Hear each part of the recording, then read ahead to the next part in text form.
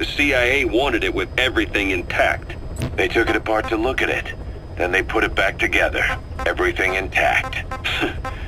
That's the R&D boys, all right. Turns out the honeybee's homing capabilities are a cut above previous manpads. It can detect a broad range of infrared wavelengths, and even ultraviolet for supplementary guidance. Hence the name, huh? Right. Honeybees rely on UV light to fly. With this device, flares don't do the target any good. That's why the Soviets are losing so many gunships. And why the CIA was so desperate to get it back. It wasn't just about preventing the Soviets from devising countermeasures. What if the likes of Iran got their hands on it? American aircraft would be put at risk too. We can use this tech to develop our own portable missile. That'll give us a huge advantage. It'll take a little time before the analysis results can be applied to actual implementation. But we'll keep moving with the research.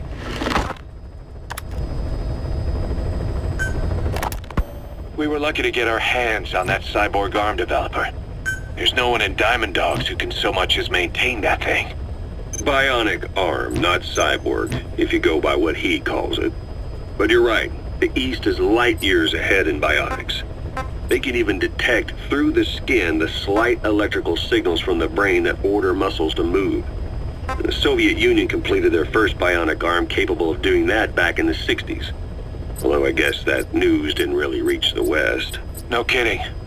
Zadorov's was the only one I ever saw. Quite a shock to see it for the first time. And it was no mean feat to get hold of Snake's arm. I couldn't get one for you at the time, but you know, now... Forget it. I've no intention of relying on bionics. Right now I need to keep the pain fresh in my mind. Well, it's your decision. But don't you find it... inconvenient? Not a bit. But the phantom pain... it never lets up. Do you know how many men I saw die that day? There's nothing we can do to bring them back. And you expect me to care about getting a measly arm and leg back? Sorry. But my pain belongs to all our dead comrades. I'll keep living with it for their sake.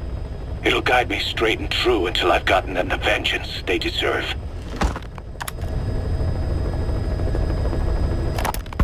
Diamond Dog's intel team specializes in information gathering, mainly HUMINT and SIGINT. They plant scouts and moles in the field. These operatives will blend into the local populace and work under the guise of a resident, or disguise themselves as travelers and ask around for information. They observe targets using various hidden bugs, cameras, and transmitters, and by tapping their satellite and phone communications.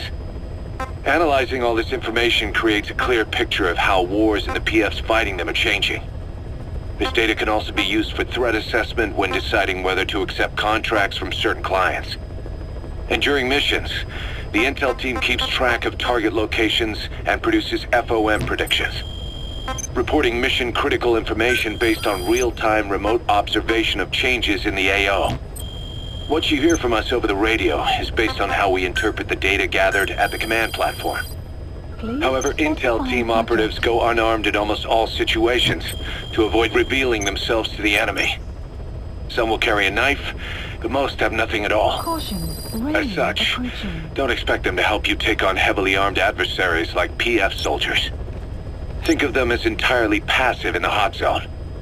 Plus, they use all manner of techniques to remain inconspicuous in the field. If you ever spot one, you'll have some serious explaining to do. So remember, their specialty is espionage. They may not be of use in a firefight, but when it comes to intel, they're pros.